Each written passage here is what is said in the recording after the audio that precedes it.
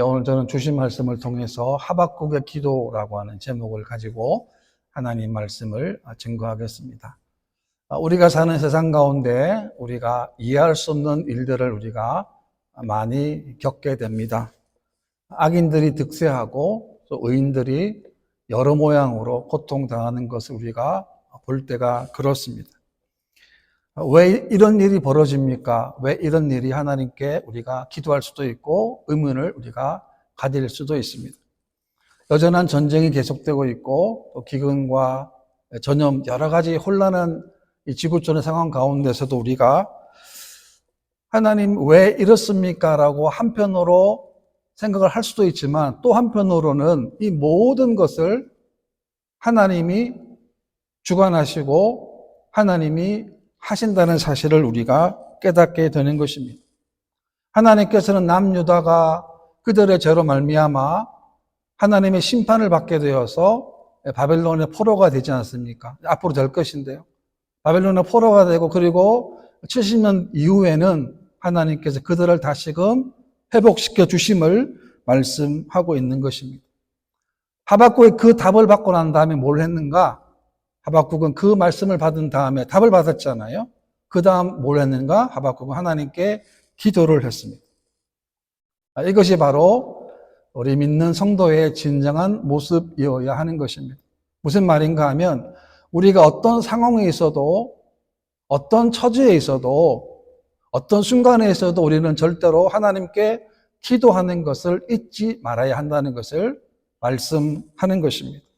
오늘 본문에 보면 저는 세 가지로 교훈을 얻고자 하는데 첫 번째는 하나님께 기도하는 하박국의 모습입니다. 1절 말씀 보게 되면 시기 온 옷에 맞춘 선지자 하박국의 기도라라고 했습니다. 여기서 시기 온 옷이라고 하는 단어가 나오는데요. 이 말은 열정적인 시가라는 뜻입니다.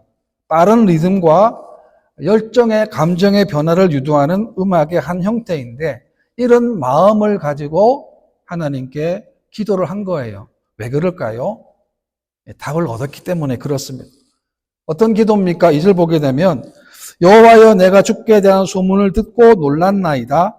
여호와여 주는 주의 일을 이 수년 내에 부응하게 하옵소서. 이 수년 내에 나타내시옵소서. 진노 중에라도 긍휼을 잊지 마옵소서라고 했습니다. 여러분 하박국은 하나님의 소문을 들었습니다. 어떤 소문일까요? 그것은 남유다가 앞으로 되어질 일에 대한 소문을 그가 듣게 됐습니다. 하나님은 전혀 예상하지 않는 방법을 통하여 하나님의 일을 이루시게 될 것임을 하박국에게 말씀한 거예요. 그러니까 하박국에게 마음은 그냥 놀랐다는 거죠. 이 놀랐다고 하는 것은 하박국이 두려워했다 또는 경외했다라고 하는 뜻입니다.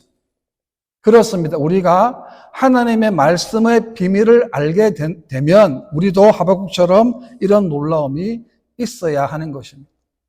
우리가 과거에 일어났던 일들을 반추해 보게 되면 그 순간에 우리가 어려움도 당하고 고난도 당했지만 지금 생각해 보면 그때 하나님이 이렇게 역사하셨구나.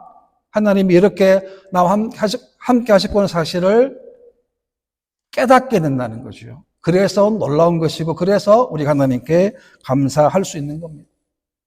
하나님 역사를 움직이는 모습 보게 되면 너무나 놀랍습니다. 한 나라를 흥하게도 하시고 한 나라를 망하게도 하십니다. 하나님이 가장 싫어하는 것이 뭡니까? 교만이에요. 하나님께 교만한 것이고 또 사람의 교만한 것 하나님이 싫어하십니다. 반면에 하나님이 가장 좋아하는 게 뭡니까? 그것은 하나님 말씀에 절대로 순종하는 겁니다. 하나님 말씀에 절대로 따라가는 것을 하나님이 가장 원하시는 거예요. 이것이 성경에서 나오는 하나님의 가장 중요한 기본 원리이고 원칙이라고 하는 것입니다. 또 하나 보게 되면 주의 일을 부응하게 해달라고 했는데요. 이 부응하게 해달라고 하는 단어를 보게 되면 하예후라고 하는 단어를 사용했는데 이 말의 뜻은 죽은 것이나 다름없는 것을 다시 살리는 것을 말씀한 거예요. 그러니까 거의 죽었는데 다시금 하나님 살려주시옵소서, 생명을 주시옵소서, 역사하여 주시옵시고 하나님 인도해 달라는 그런 부흥의 기도를 하박국이 하고 있는 것입니다. 우리가 하는 일은 우리의 일이 아닙니다. 우리가 하는 일은 전적으로 주님의 일이라고 하는 것입니다. 그래서 우리가 하는 모든 일이 주님의 일이 되도록 기도하시고, 그리고 그 주님의 일이 부응될 수 있도록 기도하시기를 바랍니다. 또한 기도할 때 수년 내에라는 말이 나오는데요. 이 말은 하나님의 심판이 분명히 있지만 하나님이 심판이 어서 지나가고 하나님의 구원을 통하여 이 남유다가 하나님께 회복되기를 간절히 갈망하는 하박국의 마음의 절절한 기도라고 하는 것입니다. 하나님께서 5년 전에 새해교회를 이곳에 세우고 주셨습니다. 지난 5년 동안 하나님의 은혜로, 물론 여러 가지 부족함이 많은 교회이지만 그럼에도 불구하고 하나님의 은혜 가운데 5년을 지나도록 하셨습니다. 우리 새해교회도 앞으로는 더욱더 주님의 은혜와 사랑이 넘치는 교회, 또 교회가 성령의 능력으로 일어서기를 소망합니다. 더욱더 구원받는 영혼들 더 많아지고 더욱더 하나님의 뜻이 명확하게 확연하게 볼 수 있는 교회가 되기를 간절히 소망합니다.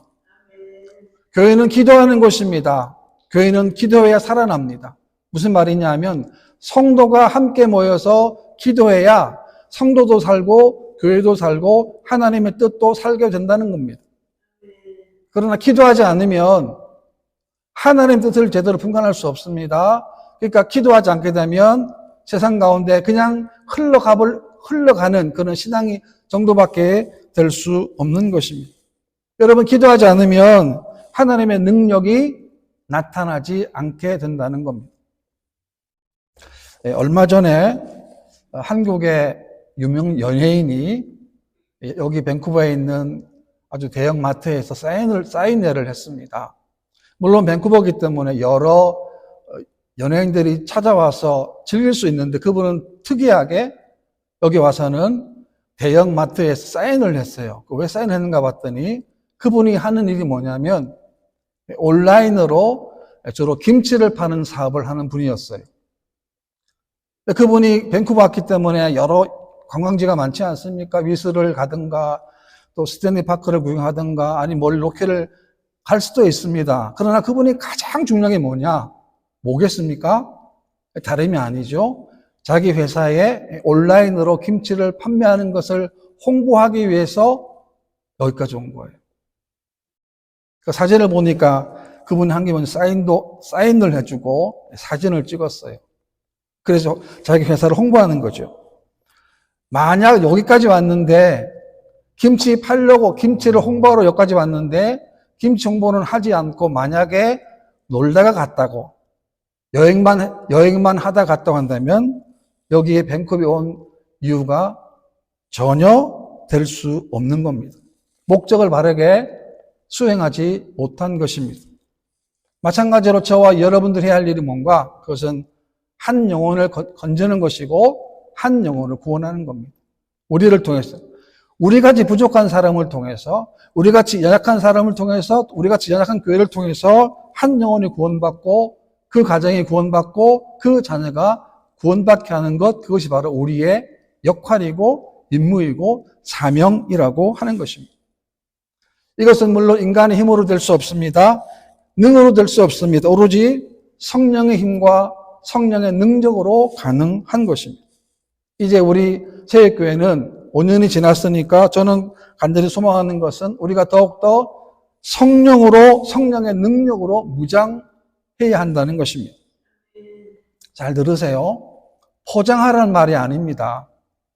성령으로 포장하라는 건 아닙니다. 성령으로 무장하라는 거예요. 여러분, 우리의 속사람까지 성령으로 무장해야 됩니다. 여러분, 포장은 전혀 다른 거예요.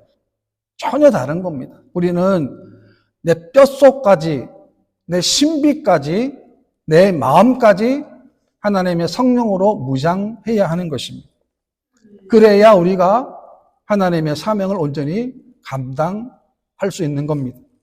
또 하나 교회의 부흥은 성도 개개인이 개인적인 삶을 통해서 하나님과 교제하고 만나고 부흥을 경험하는 거예요. 여러분, 교회 안에서만 부흥이 아니라 그것이 우리의 삶 전체에서도 여러분들이 기도하는 제목이 응답이 되고 응답을 통해서 하나님의 살아계심을 체험하는 것, 하나님 임재를 경험하는 것, 그것이 뭐냐? 우리의 개인적인 부흥이 되는 겁니다. 우리의 심령이 부흥되는 거예요. 우리의 일상적인 삶 가운데 하나님의 부흥을 우리가 경험하게 되는 것입니다. 그것이 우리 후손들에게도 자연스럽게 이어져서 그들이 그들 세대에도 부흥이 되도록 하는 것, 그것이 우리 부모님들의 역할이라고 하는 것입니다. 오늘은 우리가 주일 예배이기도 하지만 또 우리가 교회 설립 5주년이기도 하지만 또 하나 우리가 어린이 주일입니다. 성경에 보게 되면 우리 자녀들에게 주의 교양과 훈계로 가르치라라고 했습니다. 우리는 가르쳐야 합니다. 말씀을 가르쳐야 됩니다. 예배를 가르쳐야 되고 기도를 가르쳐야 됩니다. 주님의 교양과 훈계를 가르쳐야 됩니다. 여러분, 어릴 적부터 가르치지 아니하면 성경에 분명히 말씀하고 있어요. 늙으면 떠난다는 거예요. 그러니까 지금 한국 교회에서 어린이 주일인데 어린이 없는 교회가 참 많아졌더라고요. 어린이 주일 할 수가 없는 거예요. 너무 충격적이지 않습니까? 교회 어린이가 한 명도 없어요. 어린이 주일이 안 되는 거예요. 왜 그럴까요? 물론 저출산 문제도 있고 여러 가지 문제들이 참 많이 있지만 그중에 가장 중요한 것, 주의 교양 훈계로 가르치지 않았기 때문에 그렇습니다.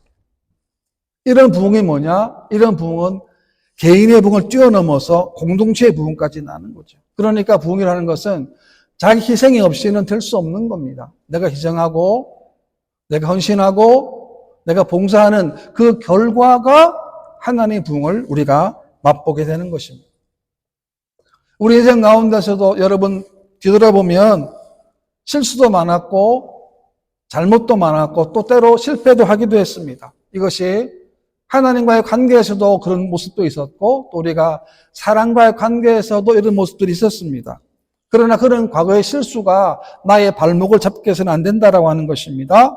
그곳에 머물지 말아야 한다는 것입니다. 여러분, 유혹에 넘어질 수 있습니다. 그렇다면 다시금 일어나서 다시금 그 자리에 가지 않아야 하는 것입니다. 또 하나 기도를 보게 되면 진노 중에도 긍휼을 베풀어 달라는 것입니다. 왜냐하면 진노는 너무나 당연한 것이기 때문에 그래요. 하나님 성민인 하나님 백성들이 하나님을 떠나고 예배를 떠나고 말씀을 떠납니다. 기도의 자를 떠납니다. 그러면 자연히 세상 사람들과 같이 될 수밖에 없어요. 그때나 지금이나 예외가 없습니다. 그래서 우리가 예배를 드리는 것이고 말씀을 듣는 것이고 기도하는 것은 왜 그렇습니까? 세상과 다른 길을 가기 위한 정말 몸부림 아닙니까? 왜? 이거 아니면 세상과 똑같기 때문에 그렇습니다. 그래서 하박국은 하나님 비록 진노 중이라도 하나님 비록 심판 중이라도 하나님이여 이스라엘 백성들에게 하나님의 자비와 긍휼을 베풀어 달라고 기도하고 있는 것입니다. 하나님의 심판을 보게 되면 하나님의 심판은 하나님의 구원은 동전의 양면입니다. 하나님의 심판은 어떤 심판인가? 구원하기 위한 심판이라는 거죠. 노아의 심판을 보게 되면 하나님 보실 때 사람의 죄악이 가득 찼습니다. 사람의 생각의 모든 계획이 항상 악함을 하나님 보셨습니다. 그래서 하나님은 노아의 가족만 빼고는 다 심판을 하셨습니다. 하나님 물심판을 내리신 이유는 다시금 그들을 다시금 노아의 가족을 통하여 새롭게 하기 위하여 물심판을 하신 거지요.